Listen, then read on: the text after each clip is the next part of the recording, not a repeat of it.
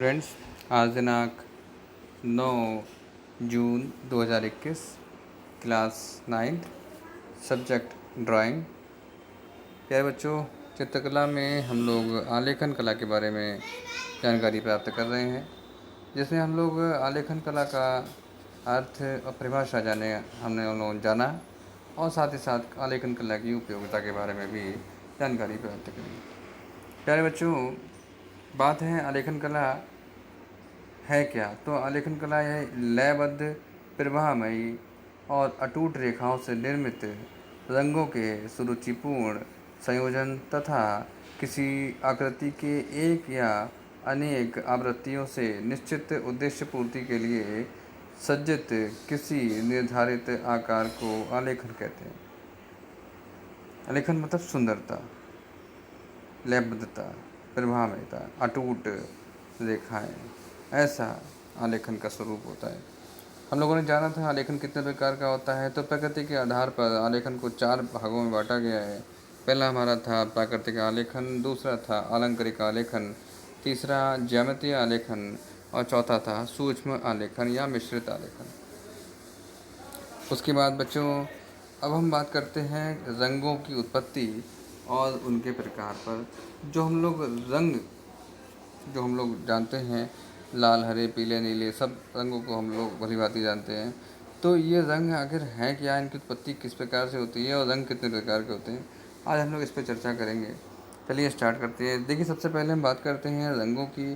तो जिस प्रकार काव्य रचना का आधार शब्द होते हैं, उसी प्रकार आलेखन कला का आधार रेखाएं व रंग होते हैं। रेखाओं से चित्र बनता है और रंगों से वो चित्र की जो सजीवता है वो प्रदर्शित होती है। रंग आलेखन को सौंदर्य प्रदान करते हैं। आलेखन की सुंदरता और उसके आकर्षण में वृद्धि के लिए रंग संयोजन की ओर ध्यान देना आवश्यक है। जो रंग संयोजन है, मैं हमेशा आपको बताया कि रंगों का संयोजन बहुत अच्छी तरीके से करें। रंग संयोजन के लिए रंग और उनके प्रयोग का ज्ञान आवश्यक है, जिसका संक्षिप्त विवरण निम्न प्रकार है। देखिए, आज का वीडियो आप अगर ढंग से देखेंगे तो रंगों को आप लोग जो है सही प्रकार से समझ जाएंगे और आगे आपको आसानी हो जाएगी किस प्रकार से रंग हम भरने चाहिए। उत्पत्ति के आधार पर रंगों में भेद। तो देखिए, सबसे पहले बात करते हैं उत्पत्ति के आधार पर। तो उत्पत्ति के आधार पर रंगों को 2 भागों में बांटा गया है। नंबर 1 होता है प्रारंभिक रंग या प्राथमिक रंग। प्राथमिक मतलब सबसे पहले, प्राथमिक रंग यानी कि प्राइमरी कलर्स। जिन रंगों में कोई अन्य रंग ना मिला हो, यानी कि जिनमें कोई भी अन्य रंग नहीं मिला होता है, जो स्वयं अपने ही कलर से बने होते हैं, अर्थात प्रकृति ने जिन्हें रंगों का मूलाधार बनाया है, उन रंगों को प्रारंभिक या मौलिक रंग कहा जाता है या प्राथमिक कलर कहा जाता है। प्राथमिक रंग कहा जाता है या प्राइमरी कलर कहा जाता है। प्रारंभिक रंग 3 प्रकार के नहीं, 3 ही हैं, नीला, पीला और लाल। मैं फिर से बोल रहा हूँ, जो प्रारंभिक रंग हैं यानी कि प्राथमिक रंग हैं वो 3 हैं, नीला, पीला और लाल। ठीक है, नीला, पीला और लाल, ये 3 याद रखिएगा। इन्हीं रंगों के मिश्रण से शेष सभी रंगों का निर्माण होता है। अगला है खा। अब खा कौन सा है? द्वितीयक रंग। द्वितीयक यानी इसको हम लोग गौड़ रंग भी कहते हैं। ठीक है, सेकेंडरी कलर्स, जो अन्य रंग मतलब जो इन रंगों का निर्माण प्रारंभिक रंगों के मिश्रण से होता है। देखिए, अभी ऊपर क्या बोले थे, 3 रंग हैं, नीला, पीला और लाल। ठीक है, नीला, पीला, लाल। अब आप लोग याद रखिएगा। अब यद्यपि द्वितीयक रंगों की संख्या अनगिनत होती है, फिर भी इन 3 रंगों को मुख्य गौण रंग माना जाता है। कौन कौन से? हरा, नारंगी और बैंगनी। कैसे कैसे बनते हैं देखिए। इन रंगों का निर्माण निम्न प्रकार से हो सकता है। कैसे? तो नीला और पीला, जब नीला और पीला आपस में मिला देंगे तो क्या बनेगा? तो हरा रंग बनेगा। ऊपर क्या था? नीला, पीला, लाल। तो नीला और पीला मिला दिया तो क्या बना? हरा बना। अब अगला है पीला और लाल। तो जो आखिरी वाले 2 यानी कि नीला, पीला, लाल में से पीला और लाल मिलाया तो क्या बना? नारंगी बना। ठीक है, और बचा कौन सा? तो नीला, और लाल, बीच का पीला हटा दिया तो क्या बना, बैंगनी रंग बना, बैंगनी रंग बना। इस प्रकार उपयुक्त 3 प्राथमिक और 3 द्वितीयक समूह के रंगों को आदर्श रंग माना जाता है।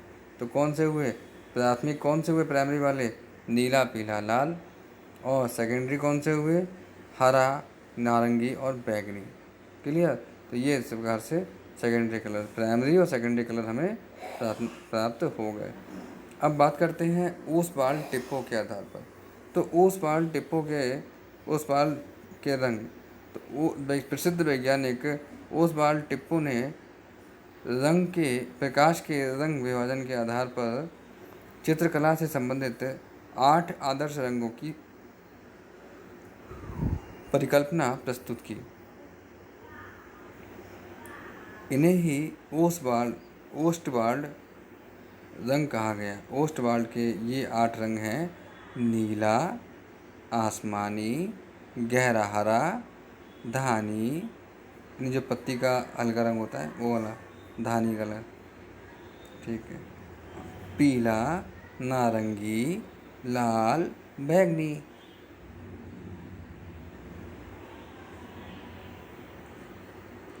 हम लोग फिर से बोलते हैं, नीला, आसमानी, देखो ऐसे समझ लीजिए, नीला तो उससे हल्का क्या हुआ, आसमानी हुआ, फिर गहरा हरा, और फिर क्या हुआ, धानी रंग हुआ, फिर पीला और नारंगी, लाल और बैंगनी। क्लियर, 8 रंग हो गए। अब प्रकृति यानी स्वभाव के आधार पर रंगों के भेद। तो प्रकृति के आधार पर या स्वभाव के आधार पर रंगों के निम्नलिखित 4 भेद होते हैं। कौन कौन से। नंबर 1, सबसे पहला रंग है विपरीत रंग। ओस्टवाल्ड चक्र में आमने सामने स्थित रंग विपरीत रंग कहलाते हैं।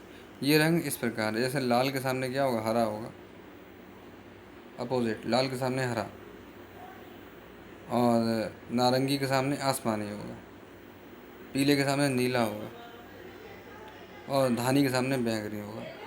इस प्रकार से रंग बना रखे हैं, ठीक है। क्लियर हो गया होगा। विपरीत रंग, अपोजिट कलर्स कौन से, आमने सामने होते हैं। लाल के सामने हरा होगा, नारंगी के सामने आसमानी होगा, पीले के सामने नीला होगा, और धानी के सामने बैंगनी रंग होगा। नेक्स्ट हमारा है समान कलर। तो ओसवाल्ड चक्र में आसपास के कोई से 3 रंग परस्पर समान रंग कहलाते हैं। जैसे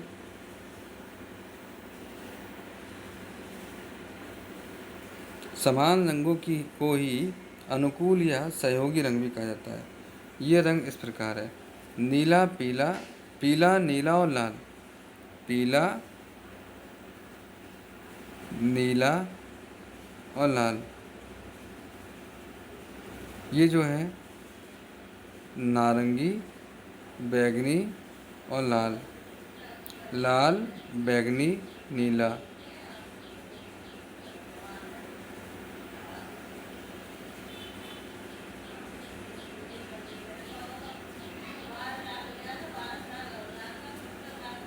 बैंगनी, नीला, आसमानी। देखिए इसमें जो पहला मैंने बोला है अभी, पीला नीला और नारंगी, वो पीला नीला और लाल, ये थोड़ा गड़बड़ है। यहाँ पे अगर हम इसको देखेंगे सारणी को, तो पीला नीला और लाल नहीं है, यहाँ पीला नारंगी और लाल है, ठीक है। पीला नारंगी लाल, फिर है नारंगी लाल बैंगनी, ठीक है, फिर है लाल बैंगनी नीला, फिर है बैंगनी नीला आसमानी, और फिर है नीला आसमानी हरा। ये बिल्कुल सही है। फिर उसके बाद है आसमानी हरा धानी, और हरा धानी और पीला, फिर है धानी पीला और नारंगी। ये बिल्कुल सही, बिल्कुल तरीके से। तो पहला वाला आप उसको आप सही कर लीजिएगा, उसमें लिखा हुआ है पीला नीला लाल लिखा हुआ है, तो पीला नारंगी और लाल, इस प्रकार से ये हमारा समान रंग पाए जाते हैं। अगला नेक्स्ट है हमारा कि तटस्थ रंग कौन से होते हैं। काला और सफ़ेद, ये 2 तटस्थ या उदासीन रंग कहलाते हैं। इन दोनों रंगों का प्रयोग उपयुक्त रंगों के हल्के भारी शेड के बनाने के लिए किया जाता है। ठीक है, यानी काला और सफ़ेद जो क्या है तटस्थ रंग है। ठीक है, अगला है गर्म और ठंडे रंग। गर्म और ठंडे रंग कौन कौन से हैं? तो लाल रंग जो है वो आग का प्रतीक है और नीला रंग जो है वो जल का प्रतीक है। आग गर्म होती है और जल ठंडा होता है, इसलिए जो रंग लाल रंग के संयोग से बनते हैं वे गर्म तथा जो रंग नीले रंग के संयोग से बनते हैं वे ठंडे रंग कहलाते हैं। प्रमुख गर्म रंग कौन से हैं? तो लाल है, पीला है, नारंगी है और बैंगनी है, ये गर्म रंग है। और ठंडे रंग कौन से हैं? तो नीला है, हरा है, आसमानी है और धानी है, आँखों को भी अच्छे लगते हैं। उसके बाद है टिंट या शेड बनाना, यानी कि रंगत या छाया बनाना। तो सफ़ेद और काले रंग के मिश्रण से रंगों के टिंट या शेड बनाए जाते हैं। टिंट क्या होते हैं? देखिए, किसी प्रधान रंग यानी या गौण रंग में सफ़ेद रंग मिलाने पर जो रंग तैयार होता है उसे टिंट कहा जाता है। और शेड क्या होता है? किसी प्रधान रंग या गौण रंग में काला रंग मिलाने से पर जो रंग तैयार होता है वह शेड कहलाता है। क्लियर हो गया होगा। नेक्स्ट है आलेखन के लिए उपयुक्त रंग।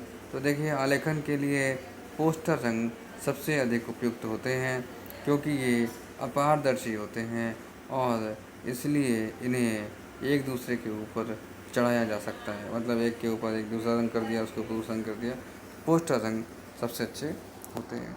चलिए, इसी प्रकार बच्चों आप लोगों ने आज जाना ये सारे रंगों के बारे में, कौन से रंग गर्म हैं, कौन से ठंडे रंग हैं।